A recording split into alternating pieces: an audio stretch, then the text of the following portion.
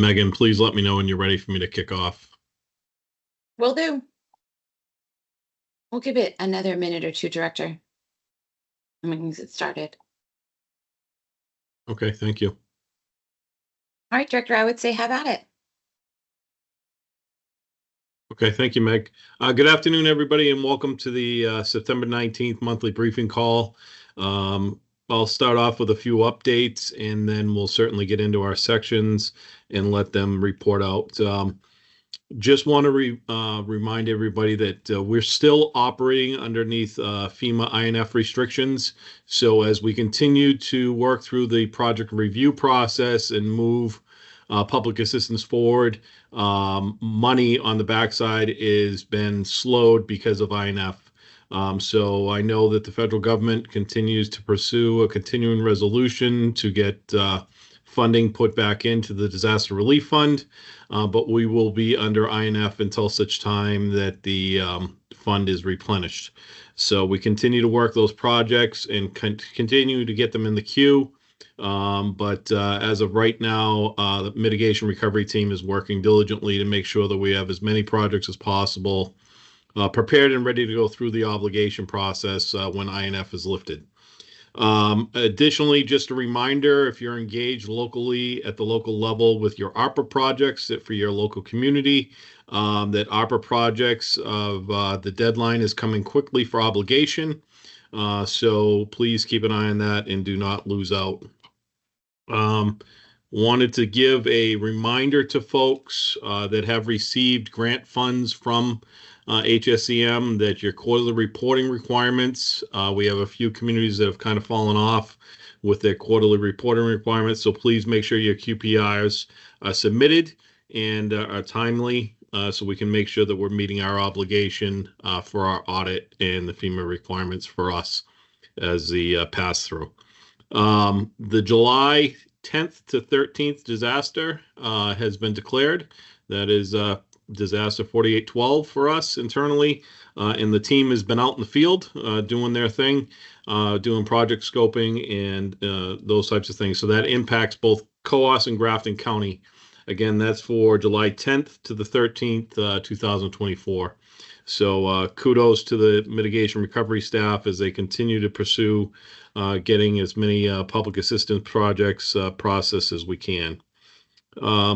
So we're going to be sending out a survey to you folks and basically asking you if this call is continuing to meet your needs or if there is another communication mechanism that you would like us to utilize, and what information we aren't getting to you and what information we are giving to you and that you don't necessarily find useful. So that survey will be coming out over the next 30 days. We encourage everybody to please participate and provide us input so we're not continuing to walk down the same path, thinking we're meeting your needs without actually asking you. So please participate and give us a hand. We did successfully support the Secretary of State's office on the 10th of September with the state primary. So that went off without a hitch, and we're very happy for that as we prepare, continue to work with them in the AG's office as we continue to prepare for the general election in November. So I am going to move to section chief report outs. We're actually going to hear from Mike Bucks first from our rep program. So Mike, if you could please report out for the rep program.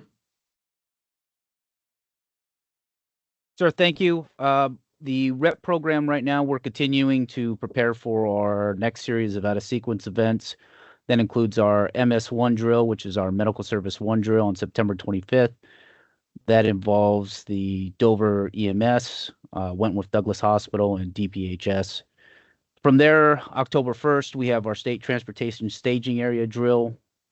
October 7th through 10th, we have our out-of-sequence interviews. That's 17 facilities impacting 9 communities along the seacoast.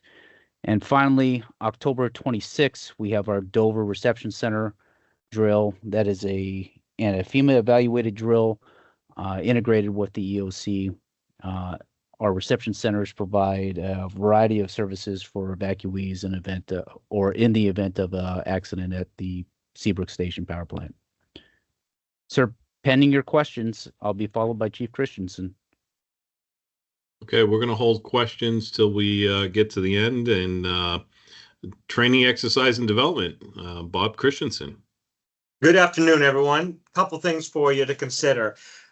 We just were up in North Conway, had another successful installment. Great folks up there, good involvement. We even had some Berlin law enforcement down, but that's our emergency preparedness for faith-based community organizations, first responders, EMDs, went really well. And so we've got 2 more coming up. I really want to encourage you, particularly as EMDs, fire chiefs, police chiefs, Manchester, October 1 at One Church in Manchester. That's already, we're over 55 folks registered for that. Then Laconia, October 19, we'll be up there, and we've got a good amount, about 18, 19 people so far scheduled there. And then really want to draw your attention and then consider doing the same thing in your community. In Nashua on November 12, we will be doing our 3-hour tabletop exercise with first responders and faith-based community organizations. It's a great opportunity to implement and integrate your emergency operations plan with volunteers, etc. So, and to that end, if I can encourage you, talking to a lot of folks with the faith-based community, they really, a lot of them don't understand what an emergency management director does.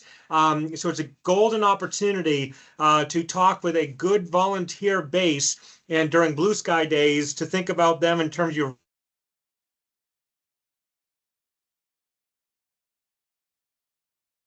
we have coming up next week the 3rd installment of our Concord Hospital Active Threat Drill.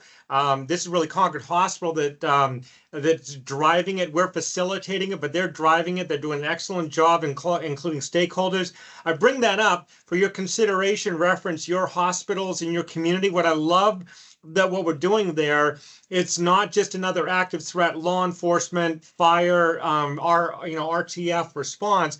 It's really focused in on, in this case, in and around their emergency room. It's a domestic situation that spills over into their ED. And it's great because what do their internal policies and procedures say they should do? Run, hide, fight, lockdown, avoid, deny, defend. Okay, let's make it happen. So something to consider, as responders, as EMDs, working with your hospitals about their staff, working through their policies and procedures. And of course, as always, we'd love to come alongside of you, play as little or a bigger role as you might need us to be. But I think Concord is really killing it with their approach towards that. It's excellent. Next week is the advanced PIO class. It's sold out, if you will. And so really want to remind you that that basic PIO class that Vanessa Palange does often, I can't encourage you enough. I myself went through it this year just so I could be an informed customer. Outstanding class. And whether you are the official PIO or likely to have a camera put in your face in your town, you'll pick up bits and pieces no matter how much of a veteran you are. Vanessa is the best of the best. So grab some of that good information, take the next time she's doing the basic PIO. And if you fancy yourself a PIO, then grab the next advanced PIO class. Finally, G191 coming up in Hudson. That's primarily for Hudson responders, but they opened up the door for a few outsiders to come in. I say that to say similarly, if you that G191 class, that's that ICSEOC interface, and the G402 class is NIMS for senior officials. Love to bring it up to your neck of the woods. And especially if you want to, say, okay, I can't, take a whole class, 20, 30, we don't even have that many people. Well, great. How about if we work together with a few of your mutual aid towns? And that would be a great thing to do as well. So I'll sign off there, Director, and leave it with you. Thanks, Bob. Mitigation and recovery, Austin Brown. Meg, can you see if we can raise Austin, please? Yep, it looks like he's unmuted. I'm gonna go see if I can't just have him sit at my desk. So if you want to move on to the next person, I'll get him ready for the next round. All right, you got it. We're going to move on to community services, Deb Yeager. Thank you, Director. Good afternoon, everyone. I just have a few things for you today. One is that the school emergency operations plans are due into us by October 15th. This is a pretty hard deadline. They'll be able to ask for an extension if they really need to, but this makes all kinds of doors open if their EOP is submitted specifically for funding for safety.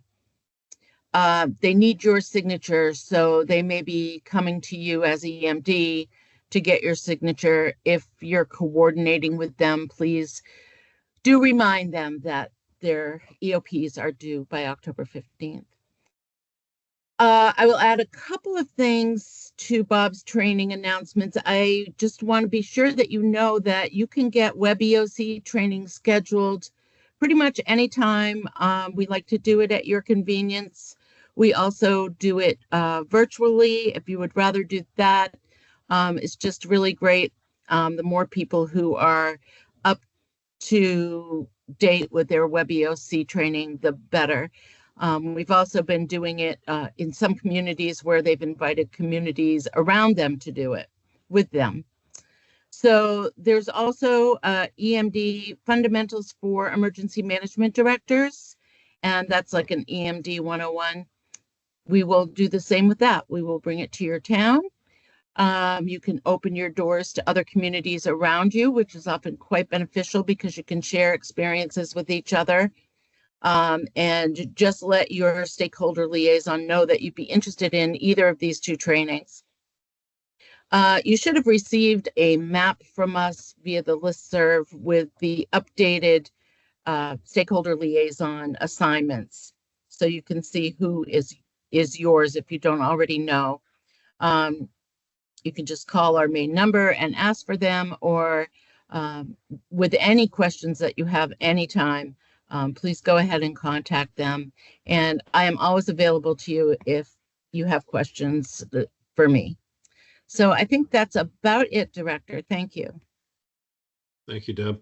Okay, we're going to try mitigation recovery again. Austin Brown. I promise I'm here this time. I was talking, but apparently talking to myself. So a few updates from mitigation and recovery. Just want to remind everybody, the requests for public assistance are actually due today for disaster 4812.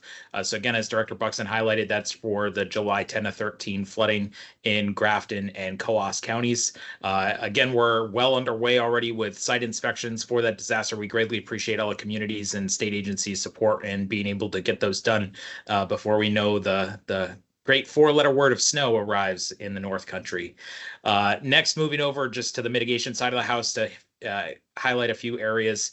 Brick 23, for those of you that either have plans or projects underneath that grant program, we do anticipate that there are going to be some awards coming over the next handful of weeks, so please be on the lookout for information coming from those.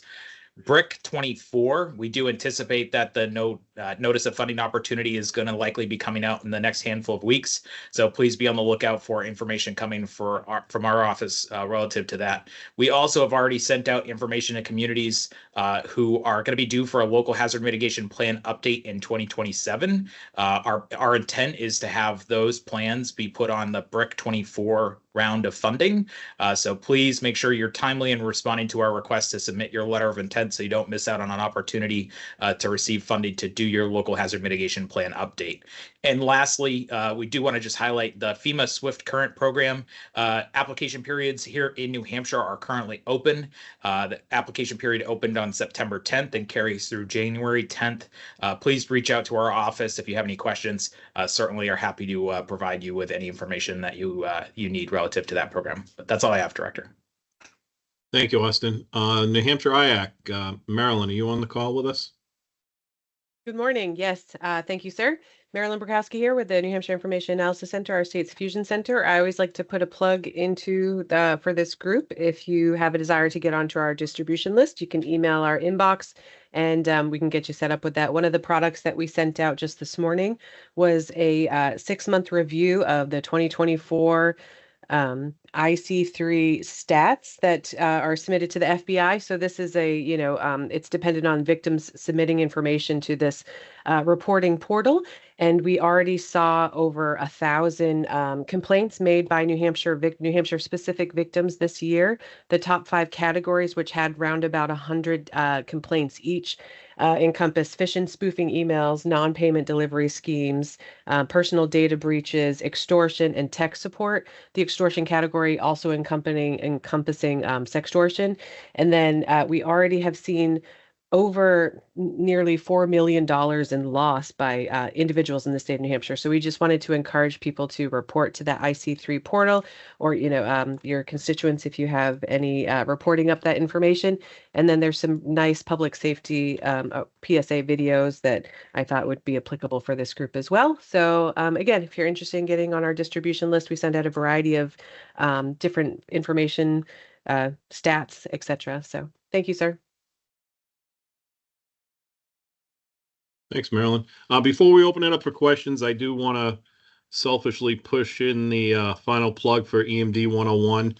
That program was actually developed here internally by staff as a project for their management training program with the Bureau of Education and Training. Sorry. It's been delivered across the state in large departments, small departments, and medium-sized departments, and a lot of positive comments coming back. Staff is very motivated to get out and meet with you. If you're a new EMD or if you're a seasoned EMD, certainly please feel free to schedule those and get those pushed out there. You'll also note if you're getting information from us, we do have a new logo that staff has created. So we're in the process of rebranding. So that is another positive, and we're very thankful for staff for pulling that together. I'm going to turn the call over to Megan here for a couple minutes to see if there are any questions off the floor or off the screen, and see how we make out. So Meg, the floor is yours. All right, thanks, Director. As always, it is *5 to raise your hand and *6 to unmute. If you raise your hand, I will find you. We're happy to take any questions that you have today. All right, Director, I do not see any raised hands. Okay, I appreciate you folks. Our next meeting is scheduled for October 17th. I appreciate you giving up half an hour here at lunchtime to sit with us once a month. So be safe, and please reach out if we can offer you any assistance. Have a great day. Thank you.